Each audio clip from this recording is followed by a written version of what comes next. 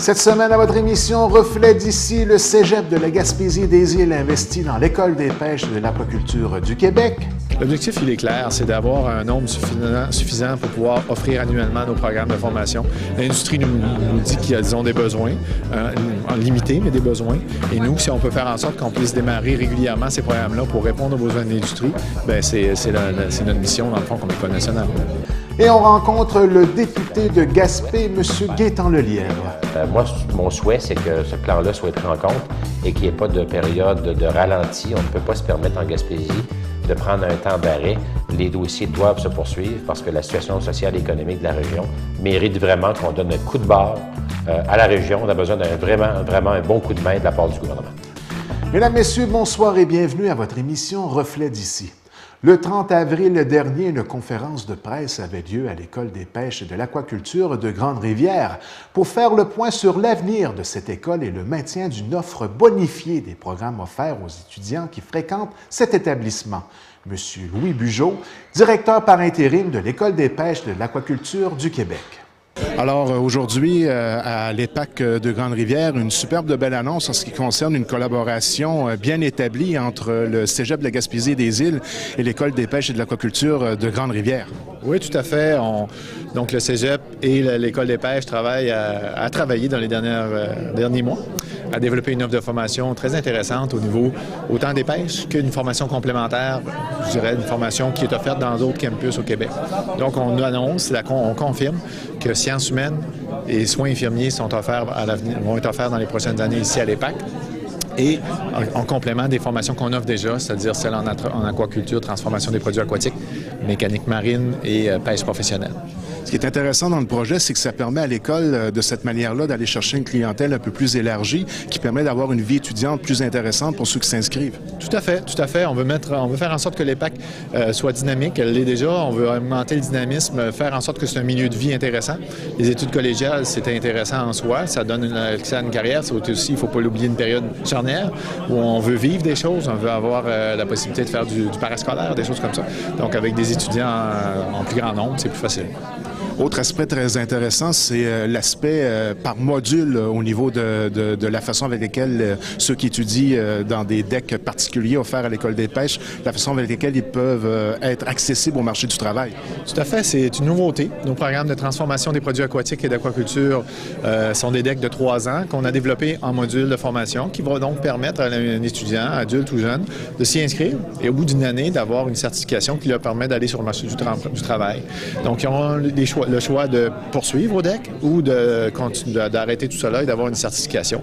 Ça peut être très intéressant pour quelqu'un qui est au secondaire, qui ne sait pas trop s'il veut s'embarquer dans un programme de 3 ans. Mais au bout d'une année, il y a une certification. Ça fait qu'il n'est pas pris avec un programme qui n'est pas complété sans certification. Donc, ça donne accès à un marché de l'emploi. Cette façon de faire-là répond aussi de façon particulière aux besoins de l'industrie pour le secteur immédiat. Tout à fait. Ces modules-là ont été développés avec l'industrie en fonction de leurs besoins. Donc, on a modulé nos programmes pour que chacune des parties soit complète en soi en fonction d'une fonction de travail dans les industries avec lesquelles on a travaillé. En termes d'argent, ça représente combien d'investissements, ce partenariat-là, de la part du Cégep de la Gaspésie-des-Îles? C'est beaucoup plus un investissement en temps et en ressources. On a eu beaucoup plus c'est de l'innovation, hein? Donc il faut garder le temps, mettre le temps qu'il faut. Donc c'est beaucoup plus en termes d'innovation, de travail parce qu'en termes d'équipement, outre les salles de téléenseignement pour quelques cours et les salles sont déjà ici présentes, donc c'est utilisé un peu plus. Donc c'est beaucoup plus en termes de temps et d'innovation qu'on a travaillé. Justement, la technologie a une place importante. On peut suivre des cours à distance maintenant à partir du centre d'ici. Oui, c'est ça. Ça, c'est une nouveauté intéressante. Les programmes offerts en transformation des produits aquatiques et en aquaculture vont être offerts, les modules dont on se parlait tout à l'heure, vont être offerts à distance en bonne partie. Donc, c'est ce qui va permettre aux jeunes de l'ensemble du Québec d'avoir accès à cette formation-là et de se déplacer ici pour des parties laboratoires. Les jeunes du coin vont pouvoir le suivre en présence, bien sûr, mais ceux qui seraient, par exemple, sur la Basse-Côte-Nord, aux îles de la Madeleine ou tout ça, vont pouvoir suivre leur formation de chez eux et se déplacer à l'EPAC pour la période qui est plus pratique, plus en laboratoire. L'objectif premier de ce partenariat-là? L'objectif, il est clair, c'est d'avoir un nombre suffisant pour pouvoir offrir annuellement nos programmes de formation. L'industrie nous dit qu'ils ont des besoins, limités, mais des besoins. Et nous, si on peut faire en sorte qu'on puisse démarrer régulièrement ces programmes-là pour répondre aux besoins de l'industrie, bien, c'est notre mission, dans le fond, comme École nationale. Pour M. Bernard Stevens, maire de Grande-Rivière, il est temps pour les gens de la MRC du Rocher-Percé de s'approprier leur école des pêches. Chers parents, je pense à nos jeunes, aux finissants du secondaire 5 des polyvalentes de Chandler et de Grande-Rivière, qui ont maintenant la possibilité d'une année de formation générale ou l'équivalence sans avoir, c'est ça qui est très important, sans avoir à quitter leur milieu. Les avantages y sont nombreux. On conserve ses activités sociales et sportives.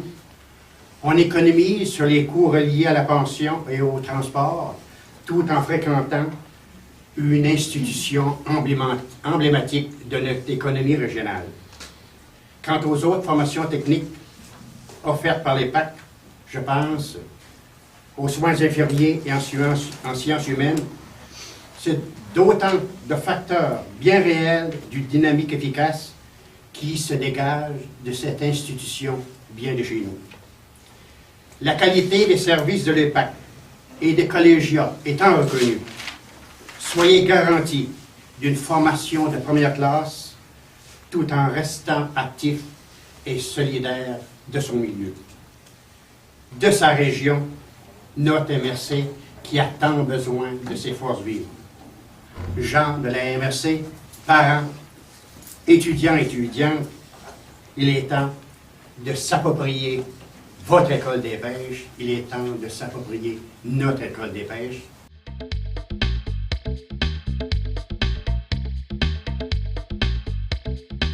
Bien, mesdames, messieurs, à la section entrevue de votre émission Reflet d'ici cette semaine, nous recevons le député de Gaspé, M. Gaétan Lelièvre. Tout d'abord, bonsoir, M. Lelièvre. Bonsoir, merci. Ça va bien? Très, très bien, oui. Alors, M. Lelièvre, on peut dire qu'il y a eu beaucoup de changements au niveau du monde politique depuis la dernière fois qu'on s'est rencontrés. On était en pleine campagne électorale. C'est vrai. Là, depuis, il y a eu un certain verdict de la population québécoise en ce qui concerne le gouvernement au pouvoir. Alors, peut-être résumer un peu l'atmosphère dans laquelle vous vous retrouvez en ce moment, puis comment vous vous sentez versus ce nouveau défi là, qui se présente devant vous. Bien, d'abord, je voudrais remercier les gens de la circonscription du comté de Gaspé, c'est-à-dire de Grande-Rivière à Capucin-Capchat, un grand comté qui m'ont fait confiance, qui m'ont témoigné leur appui encore au-delà de 50% des résultats au niveau du pourcentage de vote pour le Parti québécois, pour ma candidature. Donc, je suis très fier de ça, puis je tiens à remercier la population. Je crois qu'il y avait un message de reconnaissance du travail que le Parti québécois a fait pour la région de Gaspésie-des-Îles pendant les 18 premiers mois de son mandat. Écoutez, c'est tout, comme vous le mentionnez, c'est tout un changement. On a dû libérer toutes les fonctions ministérielles, donc pour revenir député. Ça veut dire une relocalisation des bureaux à Québec. Je suis après 3 semaines encore en attente des nouveaux bureaux au Parlement. C'est gros, le gouvernement, c'est une grosse machine, c'est lent. Donc, on est encore vraiment en réorganisation, changement des adresses informatiques, changement d'appareils cellulaires, nouveau numéro de téléphone. Donc, vraiment, c'est comme si on redémarrait une nouvelle entreprise. Ça ressemble un petit peu à ça. Peut-être la pire des nouvelles, moi, ce qui je trouve le plus dommage, c'est au niveau du nombre d'employés. Vous savez, le budget d'un ministre et le budget d'un député est très différent au niveau de la masse salariale de notre personnel. Donc, je passe de 9 à 3 employés. Donc, présentement, malheureusement, il y a beaucoup d'employés qui doivent se trouver un nouvel emploi. Quelques-uns partent à leur retraite, tant mieux, mais plusieurs sont à la recherche d'emploi. Donc, c'est peut-être ce qui m'affecte le plus sur le plan personnel, parce que c'est des gens qui ont travaillé très fort dans les 18 derniers mois. Écoutez, un bureau qui va demeurer à Gaspé, avec le même numéro de téléphone, le 368-58-27. Une relocalisation, par exemple, à Gaspé, pour des questions de normes là, du bâtiment. On est en appel d'offres présentement. J'ai l'intention aussi d'avoir un pied-à-terre dans la MRC Rocher-Percé, entre Grande-Rivière et Sainte-Thérèse. On va regarder ça dans les prochaines semaines. D'accord. Et on maintient le bureau à Saint-Onge-des-Monts. Donc, 3 bureaux de comté sur le territoire, avec un peu moins de personnel. Par contre, en étant plus ministre, c'est sûr que la tâche va diminuer. Donc, on va tout faire pour donner le meilleur service à la population. On va avoir des gens qui vont être dévoués, qui vont vraiment prendre à cœur les besoins de la population. Pour moi, c'est une priorité d'avoir des gens qui sont accessibles, pour s'assurer que quand je ne serai pas dans le comté, qu'il y ait des employés qui puissent très bien traiter la clientèle et les citoyens et les citoyennes du comté de Gaspé. Une présence un peu plus accrue dans la région, étant donné... Oui, effectivement. L'horaire d'un député et d'un ministre, en termes de présence à Québec, est très différente. Par exemple, durant l'été, l'Assemblée nationale cesse de siéger normalement en juin. Cette année, compte tenu des élections puis du retard au niveau des travaux budgétaires, peut-être qu'on va siéger jusqu'en juillet, si ça reste à déterminer. Mais normalement, on termine en juin, on recommence en septembre. Donc, 3 mois dans le comté, comparativement à Ménis, où tu es 3 semaines seulement en arrêt dans le comté pendant l'été. À Noël aussi, au lieu d'1 mois et demi d'arrêt comme député, comme Ménis, j'avais 2 semaines d'arrêt. Donc, le bon côté, c'est que je vais être beaucoup plus présent dans le comté et dans la région. Un dossier sur lequel vous avez travaillé très fort durant les 18 mois que vous avez été en poste, c'est le fameux développement d'un plan stratégique de développement économique. Il y a eu une rencontre des acteurs du milieu pour mettre en place des dossiers qui sont importants pour le développement économique de notre région. Est-ce que la population et les entrepreneurs qui ont participé à la mise en place de ce plan stratégique-là doivent s'inquiéter du fait que c'est un nouveau gouvernement qui est en place? On entendait un peu dans les médias dans les dernières semaines que c'était peut-être pas l'élément numéro 1 sur lequel allait s'inspirer le nouveau ministre en place pour s'occuper de la région de la Gaspésie des îles de la Madeleine. Mais je pense que ça demeure un incontournable, ce plan-là qui a été mis en place. Là. Absolument. C'est la stratégie de développement gouvernemental pour la région Gaspésie-les-Îles qu'on a adoptée, le gouvernement du Québec, en mai 2013, donc il y a à peine 1 an. Cette stratégie-là, on va l'appeler plan de développement. Ce plan-là prévoyait des projets sur les 5 prochaines années. Et c'est important, Mirko, quand tu mentionnes que c'est un outil important pour le milieu, parce que c'est pas le plan du Parti québécois, c'est pas le plan de l'ancien gouvernement. C'est une consultation qui s'est tenue à l'hiver 2013. Au-delà de 500 personnes et organismes ont été rencontrés. Et à partir des demandes, de la vision de développement des organismes du milieu, tant les MRC, la Conférence régionale des élus, les CLD, le monde communautaire, les gens d'affaires, la forêt, l'éducation, la santé, tout le monde a été consulté. Et à partir de ça, on s'est donné un plan de travail pour 5 ans, avec nos dossiers prioritaires. Puis, ce que je disais justement dans les médias la semaine dernière, c'est que le nouveau gouvernement doit absolument respecter ce plan-là, parce que c'est le choix des projets issus du milieu. Ce n'est pas le plan, c'est pas un plan politique. Oui, le Parti québécois l'a reconnu les projets qui étaient issus du milieu, mais c'est un plan qui a été réalisé par et pour les intervenants de la région. Donc, moi, je considère que c'est une belle opportunité. Le nouveau gouvernement est choyé et privilégié d'avoir un plan de développement conçu par les acteurs du milieu pour guider ses actions dans les prochaines années. Où on peut se questionner, c'est quant à l'efficacité des décisions. Associé au plan de développement, on avait aussi au niveau du Parti québécois un comité ministériel. Madame Pauline Marois, notre première ministre, avait mis en place un comité de 5 ministres. Moi, je siégeais comme vice-président de ce comité ministériel-là avec 4 autres ministres. Et la première ministre, Pauline Marois, était la présidente du comité ministériel responsable de pousser les dossiers de la Gaspésie.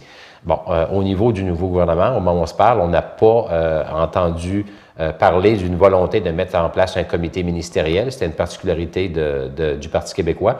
Bon, est-ce que l'ensemble des ministères vont quand même réussir à bien traiter les dossiers de la région? Je le souhaite, je l'espère. Mais moi, mon souhait, c'est que ce plan-là soit pris en compte et qu'il n'y ait pas de période de ralenti. On ne peut pas se permettre en Gaspésie de prendre un temps d'arrêt. Les dossiers doivent se poursuivre parce que la situation sociale et économique de la région mérite vraiment qu'on donne un coup de barre à la région. On a besoin d'un vraiment un bon coup de main de la part du gouvernement. Donc, vos énergies vont vraiment tourner autour de ce qui a été mis en place par ce plan stratégique-là. C'est ça qui va être défendu là, à moyen terme. Là. Absolument. Moi, mon rôle comme député, puis le rôle de Sylvain Roy comme député de Bonaventure, ça va être de prendre ces dossiers-là puis s'assurer que le nouveau gouvernement pousse les dossiers qui sont inclus dans le plan. Et à ce niveau-là, j'ai eu une discussion téléphonique hier avec le nouveau ministre responsable de la région, M. Jean Damour, député de Rivière-du-Loup. C'est dorénavant Jean Damour qui sera le ministre responsable des régions Bois-Saint-Laurent et Gaspésie. Une tâche énorme, un immense territoire, un territoire qui commence de Montmagny jusqu'à Gaspé, incluant les îles. Moi, je trouve dommage qu'on n'ait pas eu un ministre de la région. Puis on avait en l'occurrence le député des îles, M. Chevary, qui était député sous la bannière du Parti libéral. Donc, ça aurait été l'idéal d'avoir un ministre de la région, responsable de la région. Bon, maintenant, le nouveau gouvernement a choisi de faire autrement. Moi, j'ai assuré Jean Damour de toute ma collaboration. Et j'ai eu une très bonne discussion téléphonique avec Jean Damour hier. Jean Damour m'a assuré qu'il voulait travailler avec les députés de la région qui sont élus démocratiquement pour représenter la population, qui allait nous considérer dans ses décisions, qui allait nous consulter. Puis je trouve ça extrêmement correct de sa part. Donc moi, j'apprécie le message que m'a livré Jean Damour, notre nouveau ministre responsable de la région hier. Et je souhaite que les actions du gouvernement soient concordantes avec le message que j'ai reçu de M. Damour hier. En résumé, changement de méthode de travail, mais toujours les mêmes dossiers sur lesquels on s'est penché et qu'on continue de faire en sorte qu'ils se réalisent. Absolument. La vie continue. Après 18 mois, malheureusement, on n'a pas pu mettre en place l'ensemble des dossiers qui étaient urgents. Donc, on doit continuer. On a un bon plan de travail. Il faut continuer à pousser nos dossiers prioritaires. Fameux dossier de numéro 1 de la MRC Rocher-Percé, la fameuse cimenterie de Port-Daniel. Est-ce qu'on doit s'inquiéter? Écoutez, bon, on verra dans les prochaines semaines, dans les prochains mois, comment va gouverner le nouveau gouvernement en rapport avec ce dossier-là. M. Couillard, pendant la campagne, nous a dit que c'est un dossier qu'il poursuivrait. Il y avait quand même une petite bémol à l'effet que un dossier prioritaire poussé par le nouveau gouvernement libéral, mais à condition que ça ne nuise pas aux autres cimenteries à outrance au Québec. Donc, c'est la petite bémol que M. Couillard a amené. Le député de Rivière-du-Loup, ministre de la région, Jean Damour, hier, sur les ondes, là, était présent puis mentionnait que c'est un dossier qui, selon lui, devrait continuer. Donc, moi, je souhaite que ce dossier-là se poursuive. C'est un dossier qui est essentiel pour notre région. 400 emplois bien rémunérés, à part de toute la sous-traitance dans la MRC Rocher-Percé, on a besoin de ça. On a besoin de ça, puis j'espère que le nouveau gouvernement va continuer. Et c'est sûr que je vais être extrêmement vigilant à ce niveau-là. Le dossier était attaché financièrement avant les élections. Donc, il n'y a plus de raison que ce dossier-là soit remis en question.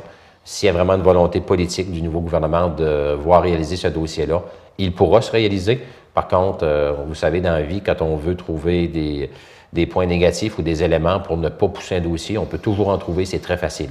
Mais je fais confiance à la parole du premier ministre, puis du nouveau premier ministre, puis de M. Damour, qui nous disent qu'ils veulent pousser le dossier. On va être en mode collaboration, mais c'est certain que si les résultats ne sont pas au rendez-vous, comme député de la région à l'opposition, on va poser des questions, puis on va questionner très sérieusement, parce que c'est un dossier qui est essentiel pour notre région.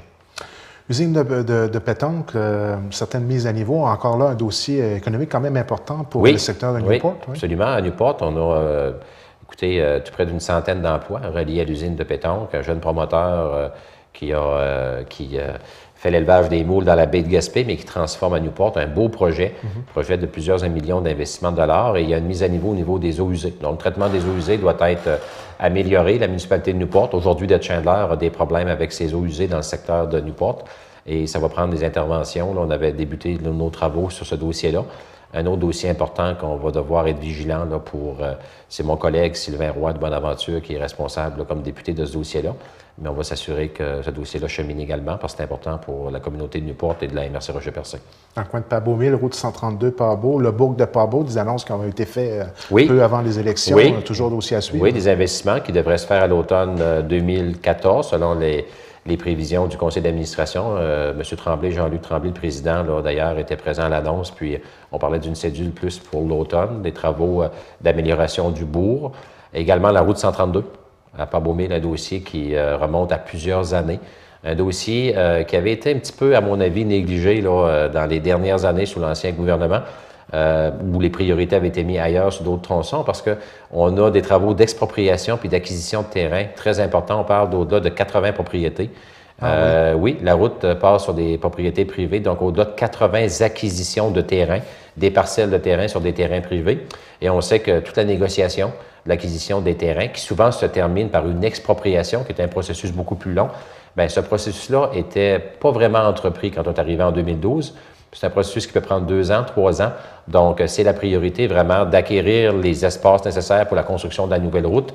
Et ça, je vais m'assurer de voir à ce que le nouveau ministre des Transports puis la direction régionale à Rimouski continue ce dossier-là. Parce qu'avant de voir les pelles et les camions sur le terrain, on peut penser encore quelques années, mais c'est une étape incontournable. D'abord, acquérir les terrains nécessaires avant de faire les travaux. Pour la ville de Chandler, on est toujours en mode solution. Beau projet, plaque personnalisée, ça semble bien cheminé? Oui, ça, c'est un beau projet avec M. Molloy, qui est le promoteur. Écoutez, c'est un dossier, ça, j'ai travaillé à l'époque de la MRC Rocher-Percé, devait un bon bout. Ah oui. Puis M. Mollard a déjà pensé à ce projet-là, on avait discuté, et c'est un projet qu'on a fait avancer énormément dans les 18 derniers mois.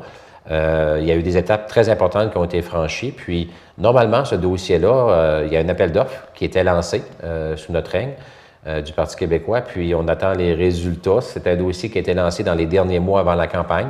Oui. M. Mollard, il semblait satisfait de l'avancement du dossier quand je lui ai parlé avant la campagne, et ça pourrait déboucher sur la mise en place d'un bureau pour fabriquer des plaques d'automobiles personnalisées. Puis il y a un marché pour ça. Absolument. J'écoutais RPM il y a 2 semaines et on en parlait. Il y avait une personne invitée à l'émission. Vous l'avez écouté vous aussi? Oui, on est une des seules provinces au Canada qui n'a pas ce marché-là, qui n'offre pas le service de plaques personnalisées. Aux États-Unis, c'est présent. Ouais. L'été, on voit, moi, dans le secteur de Gaspé, il y a beaucoup d'anglophones de Gaspé qui travaillent en Ontario, en Alberta, et c'est courant de voir là, des plaques personnalisées de gens de Gaspé, natifs du coin qui reviennent pendant les vacances avec leurs plaques personnalisées. Donc, un beau petit projet qui pourrait créer quelques emplois, puis c'est quelque chose qui peut être appelé à augmenter avec le temps. Aujourd'hui même, à Grande-Rivière, une annonce de collaboration soutenue de la part du Cégep de Gaspésie-des-Îles avec l'École des pêches et de l'aquaculture de Grande-Rivière. Est-ce qu'on peut dire là, que ça s'annonce bien, disons, pour s'assurer qu'il y ait tout de même une continuité dans le service d'une école à Grande-Rivière? Oui. D'abord, moi, je salue l'initiative de la direction de l'École des pêches. Aujourd'hui, avec leur annonce, là, on voit vraiment une volonté de la direction de vouloir adapter les cours aux besoins de la clientèle. On veut innover, faire autrement, faire mieux à Grande-Rivière pour rendre le campus là, de l'École des pêches encore plus attrayant. Ça, c'est quand même, ça mérite d'être souligné. On sent cette volonté-là. Puis, au-delà de la volonté, il y a des gestes concrets qui ont été posés aujourd'hui. Notamment, on va donner des cours, par exemple, qui seraient d'une durée de 3 ans. On va les offrir à la clientèle par section d'1 année, donc par module, et tu peux suivre un module d'1 an. Tu peux suivre un 2e module un certain temps après, un 3e, et quand tu as fait tes 3 modules, tu as ton deck. Fait que ça, c'est nouveau. On est un des premiers cégeps à offrir ça. Oui. Fait que c'est intéressant à voir. Et c'était fait avec une analyse du milieu au niveau des entrepreneurs. Tu peux avoir terminé un module et accéder tout de suite au marché du travail. Exactement. Avec ce module exactement. Là, oui. Avec un module, c'est un diplôme, un peu l'équivalent d'un certificat universitaire qui te donne un diplôme. Oui. Puis tu peux effectivement être reconnu déjà puis rentrer chez le marché du travail. L'École des pêches, c'est très important. Moi, je dis souvent, l'École des pêches est pour Grande-Rivière ce que le Château-Frontenac est pour Québec. Ouais. C'est un peu notre emblème. Hein? L'École des pêches, on en est fiers.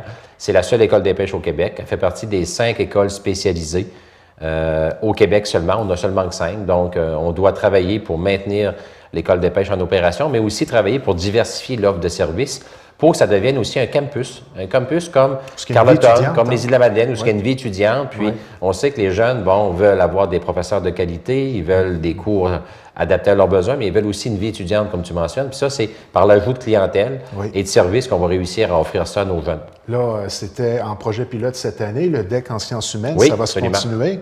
Il y a soins infirmiers, là, regarde, c'est extraordinaire. On n'avait pas ça à notre époque. Oui, puis ce qui est intéressant, c'est qu'on prévoit vraiment une pénurie d'employés en Gaspésie dans des postes spécialisés. Vous savez, j'ai vu des statistiques il n'y a pas longtemps, ça m'a frappé. On dit qu'un jeune qui n'a pas un secondaire 5 a un pourcentage d'être sur l'assurance-emploi de façon chronique jusqu'à 56 56 des chances. Si on a un DEC, on tombe à 6 de probabilité d'être sur l'assurance-emploi. Et si on a une formation universitaire, moins de 2 Donc, c'est clair qu'on doit avoir une formation aujourd'hui, qu'importe dans quel domaine. Bon, ça nous prend un papier, comme on disait, ça nous prend une formation. Puis avec ça, là, il y a des beaux emplois qui vont se disponibiliser. Beaucoup de départs à la retraite de jeunes retraités. Mais ça nous prend des qualifications. Donc, c'est important d'offrir le service à distance aussi. Les gens peuvent travailler souvent à partir de leur résidence, de leur milieu de travail, suivre des formations à distance, se rendre au laboratoire qui est à l'École des pêches quelques heures, mais si tu es obligé d'avoir une présence 5 heures à l'École des pêches au lieu de 45, normalement, c'est excellent. Donc, on doit s'adapter. Puis, il y avait aussi, un élément qui était important que je tiens à souligner. Vous savez, on a travaillé très fort sur avec le dossier de l'École des pêches là, pendant les 18 derniers mois. Hein? On a mis en place un comité ministériel. Le ministre Duchesne, le ministre de l'Éducation supérieure et moi, au mois d'août l'année dernière, le ministre Duchesne est venu rencontrer l'École des pêches, la direction du cégep. On a mis un comité ministériel composé de 5 sous-ministres qui devaient réfléchir à la problématique de l'École des pêches puis trouver des solutions. C'est ça. On avait prévu une rencontre le 4 mars pour déposer le rapport du comité ministériel. J'ai pris connaissance du rapport, j'y ai participé durant les travaux, j'ai une copie du document. Je souhaite que le nouveau gouvernement prenne connaissance de ce rapport-là dans les meilleurs délais, puis vienne le présenter à la direction de l'École des pêches, parce qu'il y avait des éléments qui vont être de l'oxygène pour l'École des pêches, pour la Grande-Rivière, pour la communauté de Rocher-Percé. Et il y a des bons éléments de solution dans ce rapport-là. Puis c'est pas un rapport politique, hein? C'est un rapport qui a été rédigé par 5 sous-ministres. Les sous-ministres sont des hauts fonctionnaires. Donc, ce qui a été écrit là-dedans là, peut servir autant au nouveau gouvernement. Puis j'espère que le nouveau gouvernement va traiter ce dossier-là là, de façon prioritaire, parce qu'il y a des bons éléments de solution pour aider au maintien de l'École des pêches. Il ne faut pas que ça finisse sur une tablette, là. Faut surtout pas, puis ça, je vais me battre pour que ça finisse pas sur une tablette. Ouais. C'est sûr que je vais donner la chance au nouveau gouvernement d'arriver, au nouveau ministre de l'Éducation supérieure de s'installer, le ministre Dubuc, Bolduc, je m'excuse, oui. Dr Bolduc. Et je vais en parler aussi avec Jean Damour, puis j'espère qu'ils vont pouvoir avancer dans ce dossier-là. Sinon, ben, je vais devoir pousser un peu plus fort, là. En terminant avec l'École des pêches, elle garde son nom, elle garde sa vocation, elle ne fait que élargir son offre d'enseignement de façon à assurer son financement de 1 et de 2, de pouvoir créer un achalandage qui crée cette fameuse vie étudiante importante-là. Oui, oui, c'est important. Puis un des éléments du rapport, c'est notamment de maintenir l'École des pêches sous la juridiction du ministère de l'Éducation supérieure. Ça, c'est extrêmement important parce que, vous savez, ça veut dire qu'on garde le statut de cégep à l'École des pêches et elle va relever du ministère de l'Éducation supérieure au même titre que tout cégep au Québec et toute université au Québec.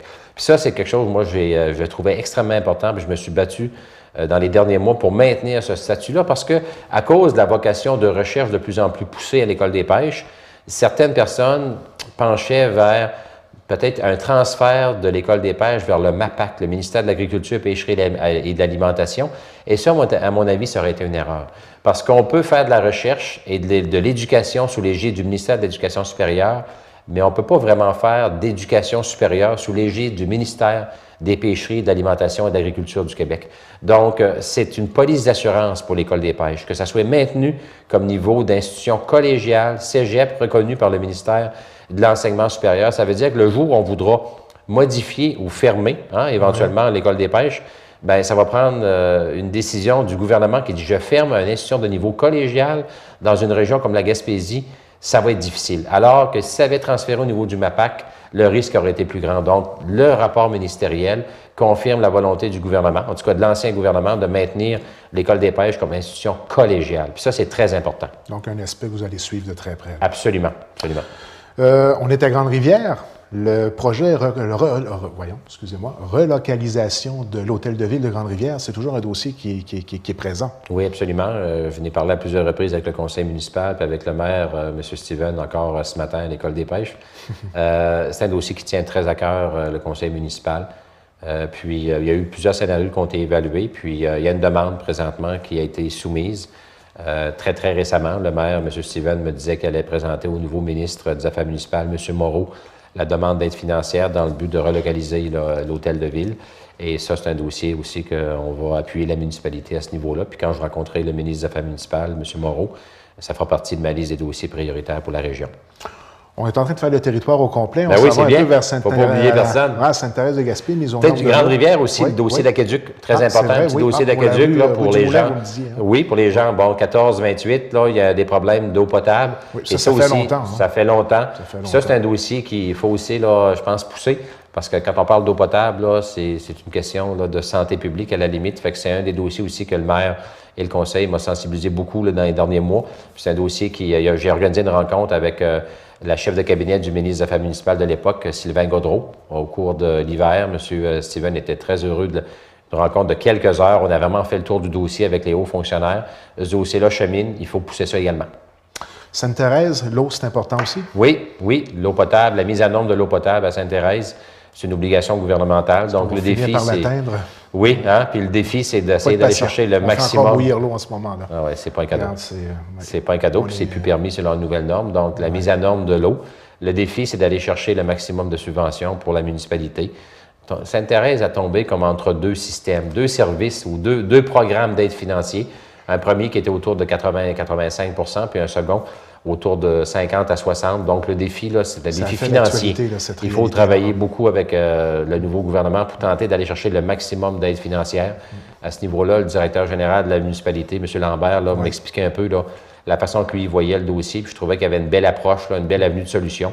On va travailler ça dans cette optique-là. Est-ce qu'on peut dire à ce stade-ci que des subventions en de l'ordre de 85 c'est quelque chose qu'on ne reverra plus, ou c'est encore possible de débattre la justification d'y aller dans ce sens-là, étant donné la petitesse de population qui a la capacité de payer? Quand on est arrivé au pouvoir en 2012, le nouveau programme pour l'Aqueduc et l'Égout faisait état d'une aide financière de 60 Donc, 60 c'était le programme régulier. On pouvait, par décret du Conseil des ministres ou du ministre des Affaires municipales, là, se rendre à 80-85 Ça a été ramené à 60 Par contre, quand une municipalité a moins de 2000 habitants et a un problème d'eau potable, on peut, avec un nouveau programme que j'ai mis en place avec le ministre Gaudreault dans la dernière année, on peut aller atteindre 95 de subvention. Donc, ça, c'est quand même intéressant. Ça nous permet de régler des problèmes d'eau potable dans des municipalités qui autrement ne pourraient pas. Non. Donc, il y a une avenue de solution, mais la demande de Sainte-Thérèse est tombée dans une période où il y a eu le changement de programme. Puis là, le défi, c'est de pouvoir faire reconnaître Sainte-Thérèse dans le nouveau programme. Et en plus, on parle de municipalités de 2000 et moins de population. Grande-Rivière et Sainte-Thérèse sont ensemble dans ce projet-là. Bien sûr, Grande-Rivière et Sainte-Thérèse font plus de 2000. Donc, la capacité d'aller chercher 95 est faible.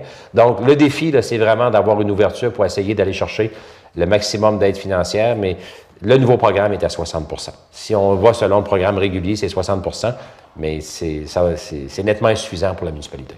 Oui, puis ça fait des augmentations de taxes. De taxes, exactement. C'est ce que le maire... puis on ne peut pas se passer oui, puis, d'eau potable. Le maire de Sainte-Thérèse, Léo Lelièvre, est un bon défenseur de ce dossier-là. Léo m'en parle régulièrement. Je comprends. Puis il travaille fort, puis je le comprends parce que la capacité de payer de sa population n'est pas au rendez-vous. Donc, ça prend une subvention maximum. On va tout faire pour aller chercher le maximum. Par contre, à Sainte-Thérèse, lorsque j'ai rencontré le maire dernièrement, il me parlait que ça allait extrêmement bien pour le projet d'avoir un bloc appartement pour personnes âgées. Oui, c'est un projet qui chemine bien, ça. Oui, ça, c'est un projet, là.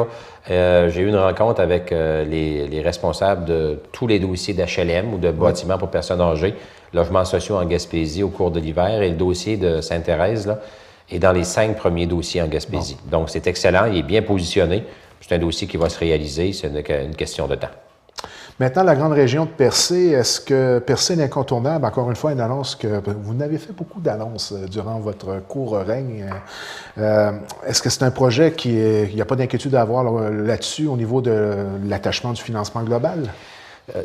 Percé, il faut suivre de près encore une fois. Je pense qu'il faut être vigilant. Hein. Écoute, c'est comme l'argent au gouvernement est de plus en plus rare. Les demandes, il y en a de partout. Puis, comme député, on doit être vigilant. Puis on a senti de la part du Parti libéral qu'on voulait y aller avec une gestion plus serrée, là, que les vacances étaient terminées, étant donné le taux d'endettement, puis tout ça. Oui, c'est ça. Donc, le discours du nouveau premier ministre est assez sévère à l'égard des finances publiques. On parle de resserrement, on parle de choix financiers à difficile. Prendre. Donc, c'est sûr qu'il va y avoir des choix à faire. Fait que c'est sûr qu'on va devoir prioriser. Mais Percé, c'est un dossier qui, à mon avis, fait un large consensus, notamment au niveau de la MRC Rocher-Percé. Tout le monde reconnaît l'importance de Percé comme plateforme essentielle du tourisme en Gaspésie. Alors moi, je dis c'est la capitale touristique de la Gaspésie, Percé. Il ne faut jamais oublier ça. Vous savez que le Rocher-Percé, c'est l'image du Québec la plus répandue dans le monde. L'image qui représente le Québec le plus dans le monde, c'est l'image de notre Rocher-Percé. Donc, c'est emblématique, hein? C'est important. C'est acquis. C'est acquis, puis on doit continuer à supporter là, Percé dans son développement. Il y a eu un certain ralenti dans les dernières années, peut-être même les dernières décennies, mais moi, je sens que le nouveau conseil, je parlais à M. Boudreault, le nouveau maire encore récemment, on s'est rencontrés à plusieurs reprises, puis une belle approche, André Boudreault, une approche de partenariat, quelqu'un qui réalise dans ses demandes, qui s'implique vraiment pour sa communauté. Donc, je suis convaincu qu'avec André Boudreault et son conseil municipal, on va travailler extrêmement bien. Puis, Percé a besoin d'abord de remettre en place sa promenade. La promenade, c'est un outil touristique, mais c'est aussi un outil, un mur de protection de l'arrondissement naturel, du secteur du centre-ville. Donc, la promenade a atteint sa durée de vie maximale. J'étais dessus dimanche passé, je suis allé à marcher. Écoutez, elle est démolie, elle est défaite, on l'a patchée, excusez l'expression, on l'a réparée temporairement dans les dernières années au mieux qu'on pouvait. Mais l'ouvrage est vraiment menacé, là, il est rendu à sa durée de vie maximum. Il faut refaire la promenade. On a financé dans la dernière année l'étude pour évaluer les coûts de cette promenade-là. On attend les coûts de cette étude-là. On parle peut-être de 20 millions, 30 millions, peut-être plus. Donc, c'est quand même un ouvrage majeur. Donc, moi, le rôle que je vais jouer là-dedans, c'est vraiment de convaincre le gouvernement de l'importance d'appuyer financièrement Percé pour la reconstruction de la promenade, parce que vous savez, la promenade a déjà appartenu au gouvernement du Québec. Elle a été cédée à la ville de Percé, et aujourd'hui, c'est la ville qui est prête avec ce dossier-là. Donc, il faut convaincre le gouvernement, idéalement fédéral et provincial, mais surtout au niveau provincial, s'assurer que le gouvernement du Québec soit présent pour subventionner de façon maximale cet ouvrage-là, parce que on ne peut pas demander à la population de Percé de subventionner un ouvrage de 30-40 millions. On n'a pas les reins assez solides, on ne peut pas, la capacité de payer du milieu n'est pas là. Puis Percé, c'est un outil de développement touristique régional et même national. Donc, la région doit appuyer Percé au complet et le gouvernement du Québec doit être là pour investir parce que Percé, c'est un des sites touristiques les plus connus, les plus populaires du Québec. Donc, le gouvernement du Québec a une responsabilité d'accompagner financièrement Percé pour la reconstruction de cet ouvrage-là. Est-ce que vous êtes au courant si l'étude, c'était la promenade en tant que telle ou un mariage entre un quai et la promenade? Bonne question. Écoutez, la question a été posée lors du mandat, puis finalement, c'est un mandat qui a été donné strictement pour d'études pour la promenade. Et pourquoi? C'est parce que le quai est de juridiction fédérale exclusivement. Moi, je crois qu'on doit séparer les deux dossiers pour l'instant. Peut-être qu'il va y avoir une reconstruction où on va devoir intégrer les deux en termes de concept. Ça, c'est normal. Mais ne mêlons pas les deux dossiers parce que le quai est de juridiction fédérale. Le quai appartient à Pêche-Océan et c'est à Pêche-Océan de remettre en état le quai ou de le céder à la ville avec une enveloppe pour la remise en état. Pour ce qui est de la promenade, c'est un ouvrage avant tout touristique qui relève du gouvernement du Québec et le fédéral sera bienvenu s'il veut investir au niveau de cet équipement touristique-là.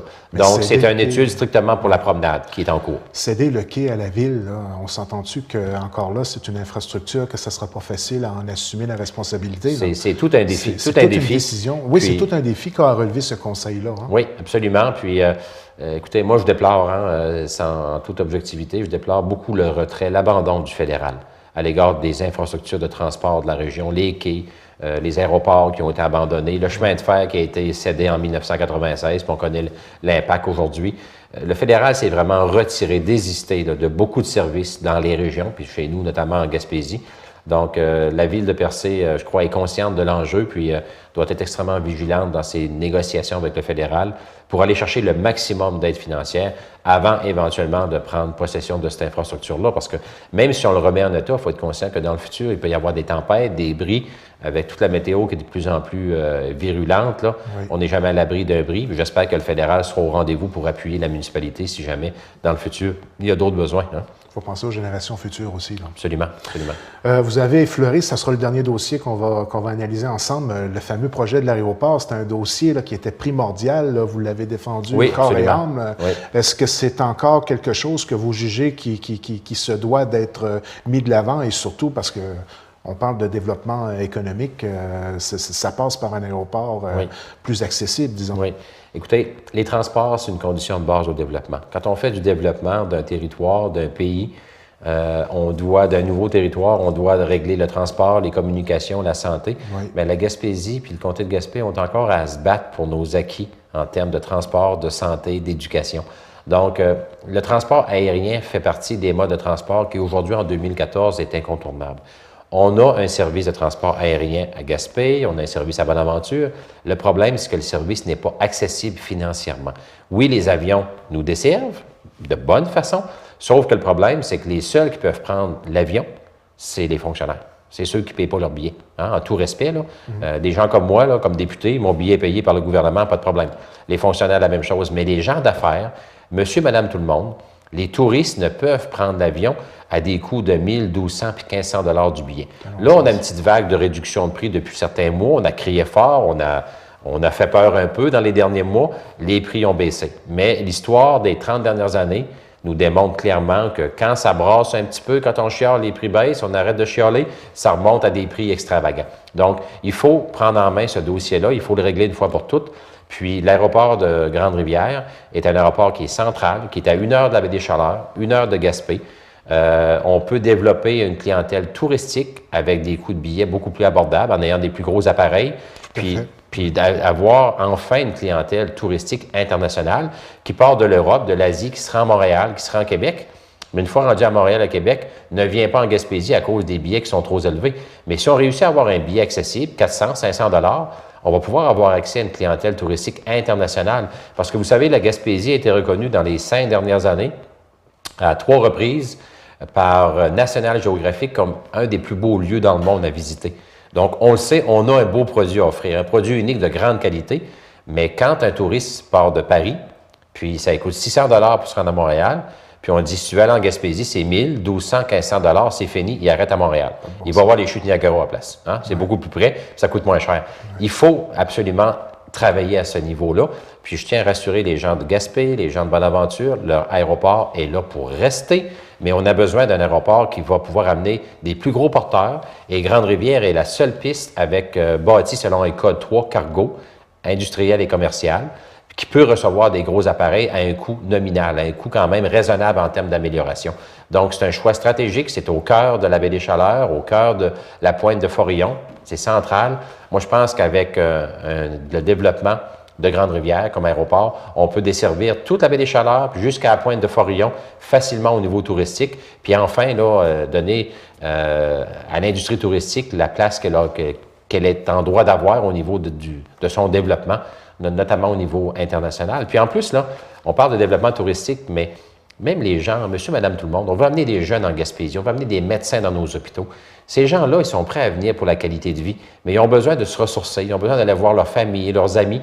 Quand ils regardent, là, oui, bon, ben Chandler, c'est beau, mais 1000 pièces du billet si je veux aller à Montréal, 12 heures d'avion, 12 heures de voiture pour y aller, ou 15 heures, des fois dans certains cas, 8-10 heures pour aller à Québec, ces gens-là, là, ils font leur choix pour ailleurs. Donc, l'avion aujourd'hui, en 2014, c'est plus un luxe, c'est une nécessité. Puis, j'espère qu'on va pouvoir réussir à travailler ce dossier-là, puis de façon régionale, en ayant l'appui de Gaspé, l'appui de Bonaventure, parce qu'on doit maintenir l'ensemble de nos aéroports. Saint-Anne-des-Monts aussi a un rôle à jouer, notamment au niveau du transport hospitalier. Puis, il ne faut pas oublier aussi que notre gouvernement avait mis en place une nouvelle façon de faire, où nous, on veut davantage transporter les patients par avion et non plus par la route. On sait que prendre un patient à Grande-Rivière, l'amener à Rimouski, c'est 1000 km aller-retour. C'est une aventure. C'est du temps. Ouais. Souvent, c'est plus coûteux parce qu'un système d'avion bien rodé avec une belle cédule, on peut souvent arriver à des coûts très compétitifs par rapport au transport interhospitalier par la route, mais il faut le mettre en place. De là, l'importance de maintenir nos aéroports auprès de chacun des hôpitaux de la région. Gaspé, Maria, qui a Bonaventure à proximité, Chandler, qui a Grande-Rivière, Saint-Anne-des-Monts. Donc, il faut voir ça global. Il ne faut surtout pas voir Grande-Rivière comme un dossier menaçant pour les autres aéroports. C'est un dossier spécifique qui est complémentaire. Bien, M. Lelièvre, lorsqu'on discute avec vous et qu'on brosse un portrait de l'ensemble des dossiers qui sont à suivre, je suis obligé de vous dire que je crois que moins de travail, je ne suis pas certain, moi. Travail différent. Je dis pas ça moins pour de vous travail, décourager. c'est des semaines aussi longues, mais différentes. Peut-être en terminant aussi, moi, j'aimerais saluer là, le travail de nos industriels des pêches. C'est des gens souvent qu'on est porté à oublier parce qu'ils se débrouillent tellement bien. Ces gens-là sont tellement novateurs, sont tellement performants, sont tellement engagés dans leur milieu. C'est nos plus gros employeurs. Hein. Les gens des pêches, c'est eux qui ont le maximum d'employés dans le secteur des pêches. Oui. Écoutez, c'est encore là, des milliers d'emplois. Ces gens-là ont traversé la crise du poisson de fond. Ils ont passé après vraiment à travers tous les tempêtes, c'est le cas de le dire. Oui. Puis moi, je tiens à les féliciter et à les remercier pour leur persévérance, pour l'apport économique important, puis les rassurer que je vais toujours être là aussi pour les accompagner, pour leur donner des programmes sur mesure qui vont les aider dans leur transformation, moderniser leur usine, pouvoir avoir de l'aide aussi pour continuer la mise en commun du personnel avec Jean-Paul Shannon, là, oui. Toute la mise en commun au-delà de 900 employés là, présentement, puis je pense qu'on a dépassé le 1000 emplois. Ces gens-là ont travaillé là, avec beaucoup de persévérance et beaucoup d'imagination. Puis moi, je les salue puis je les remercie là, pour l'apport économique important. C'est encore le moteur principal économique. Absolument. Les pêches se transforment, mais ils sont toujours notre moteur économique principal. Vous avez raison. En terminant, M. Lelièvre, rappelez le poste exact que vous avez. Vous êtes député de Gaspé et vous êtes critique aux affaires municipales, c'est bien ça? Oui, c'est ça. Notre nouveau chef intérimaire, Stéphane Bédard, m'a confié le ministère des Affaires municipales et le développement des régions comme responsabilité comme critique du Parti québécois. Donc, je suis extrêmement fier. C'était mon premier choix. C'est ce que j'avais demandé à Stéphane. Ah oui? Puis j'ai été... Bon. Oui. Écoutez, moi, ça fait au-delà de 25 ans que je travaille dans le municipal puis dans le développement régional. Donc, je pense que je connais bien ce domaine-là. Les gens me connaissent aussi à travers le Québec. Je connais la plupart des préfets, des DG, des MRC, de CLD. Donc, c'est beaucoup de collègues de travail que j'ai côtoyés dans les dernières années, puis je suis extrêmement content. Donc, ça va m'amener à travailler de très près avec M. Moreau, le nouveau ministre des Affaires municipales. On a notamment cette année un dossier énorme au niveau du Québec. On a le nouveau pacte fiscal. Vous savez, le gouvernement du Québec fonctionne par entente de financement avec les municipalités sur des bases de 5 à 8 ans. Le pacte fiscal, le dernier, s'est terminé le 31 mars 2013. Donc, on doit renégocier une nouvelle entente de financement gouvernement du Québec, municipalité, au cours des prochains mois. Et c'est extrêmement important. C'est à partir de le pacte fiscal, c'est à partir de ça, par exemple, qu'on va déterminer le niveau de subvention dans les programmes d'infrastructure pour les municipalités, le niveau de péréquation qu'on va verser aux municipalités plus pauvres, la taxe d'assises, taxe d'essence qu'on appelle, là, qui est un outil important, est-ce qu'on va la renouveler? Donc, toute la partie programme gouvernemental, subvention gouvernementale du gouvernement du Québec vers les municipalités, c'est cette année qu'on doit renégocier pour les 5 à 8 prochaines années. Fait que je suis extrêmement content de pouvoir participer à la négociation du futur pacte parce que c'est un dossier que j'ai travaillé beaucoup dans les dernières années, que je connais très bien, puis je vais défendre les petites municipalités, petites en termes de taille, pas en termes d'importance, oui. Municipalités de petite taille en termes de population, des régions. M'assurer que les municipalités des régions trouvent leur place dans cette nouvelle entente-là pour aider nos citoyens à avoir un compte de taxes plus compétitif. Donc, comme on peut le constater, beaucoup de pain sur la planche, comme on dit. Hein? Oui, absolument. Donc, M. Lelièvre, merci beaucoup de votre visite à la télévision communautaire. Même lorsque vous étiez ministre, vous avez, je dois le dire, très accessible, puis c'est toujours un plaisir de vous rencontrer. Vous êtes toujours prêt à venir à la télévision communautaire de Grande-Rivière nous informer. Alors, comme que je dis souvent à mes invités, on garde le contact, on fait le suivi des dossiers de près. Absolument. Merci beaucoup de l'opportunité. Moi, j'apprécie beaucoup le travail de la TV communautaire. Merci. C'est vraiment un travail de qualité. Ça nous permet de pénétrer les foyers. Les gens peuvent revoir les émissions. Les gens m'en parlent beaucoup, donc je vais me faire un devoir de venir de façon assidue. Au plaisir de se revoir. Bien, mesdames, messieurs, c'est tout pour cette semaine. On se laisse sur des images de l'ouverture officielle d'une Joujouthèque à Grande-Rivière et du cérémonial des cadets 2768 des Anses de Grande-Rivière. Les deux événements se déroulaient à l'Aréna de Grande-Rivière le 3 mai dernier. N'oubliez pas que notre programmation est disponible sur le web au tvcgr.com et sur YouTube sur la chaîne TVCGR. Vous pouvez nous laisser vos commentaires au tvcgr@commercialhotmail.com ou directement sur Facebook, Télévision communautaire de Grande-Rivière. TVCGR est toujours à la recherche de bénévoles pour la réalisation et le montage de ces émissions. Vous souhaitez vivre une expérience en audio-vidéo en communication? On offre de la formation. Contactez-nous au 418-385-3909. Merci et à la semaine prochaine. Bonjour, bienvenue à la Joujouthèque de Grande-Rivière.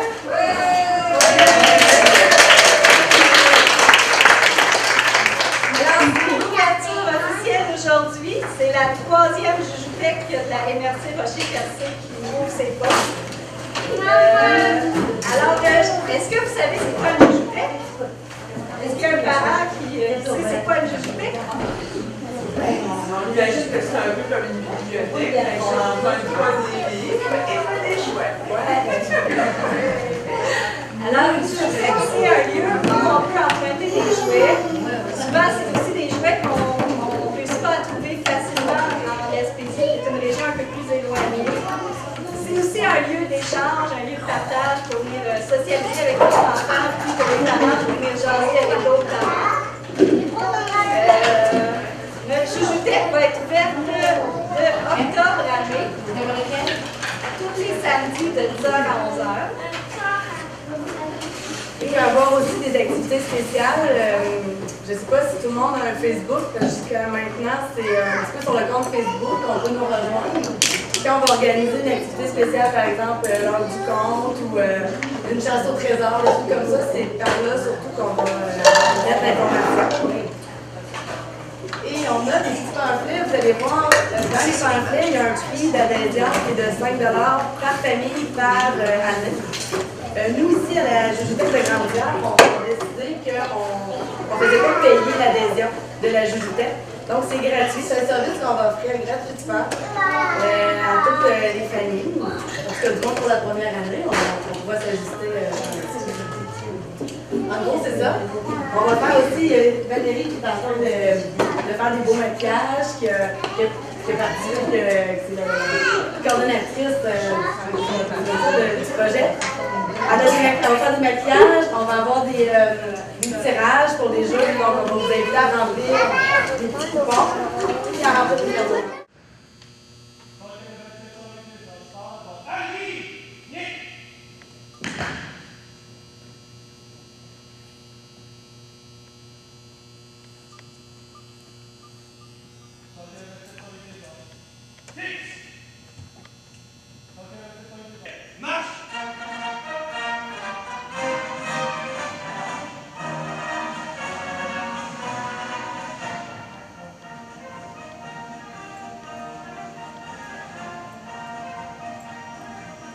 Tant que les 27 sont une d'aisance, association flottant, fait cœur!